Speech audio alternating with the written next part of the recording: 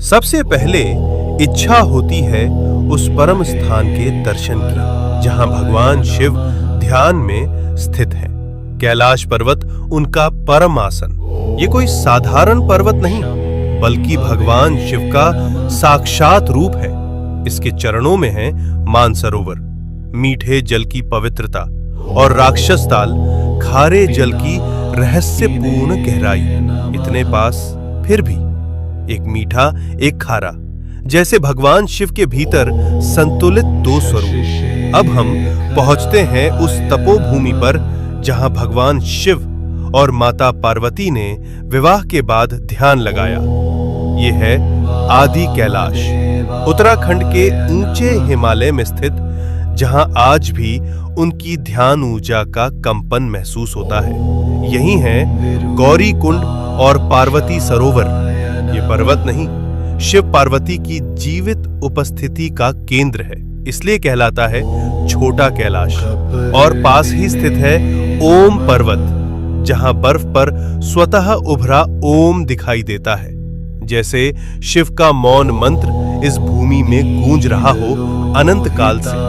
अब हम बढ़ते हैं हिमाचल की उस रहस्यमयी चोटी की ओर जहां विराजमान है स्वयं भगवान शिव, जिसे कहा जाता है मणि महेश कैलाश।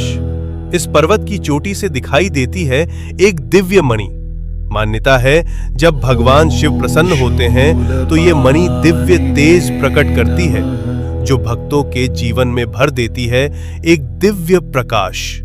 इसके चरणों में स्थित है पवित्र मणि महेश झील, जहां हजारों श्रद्धालु हर वर्ष स्नान करते हैं और भगवान शिव का आशीर्वाद प्राप्त करते हैं। अब हम पहुंचते हैं हिमालय की उस ऊंचाई पर जहां की हवा भी हर हर महादेव का जप करती है।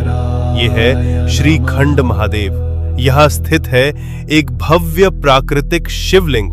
यहाँ तक पहुंचने का मार्ग अत्यंत कठिन, लेकिन कहा जाता है जिसे स्वयं भगवान शिव बुलाते हैं वही इस दिव्य शिखर तक पहुंच पाता है। श्रीखंड महादेव केवल एक शिवलिंग नहीं, ये है भगवान शिव का हिमालयी सिंहासन।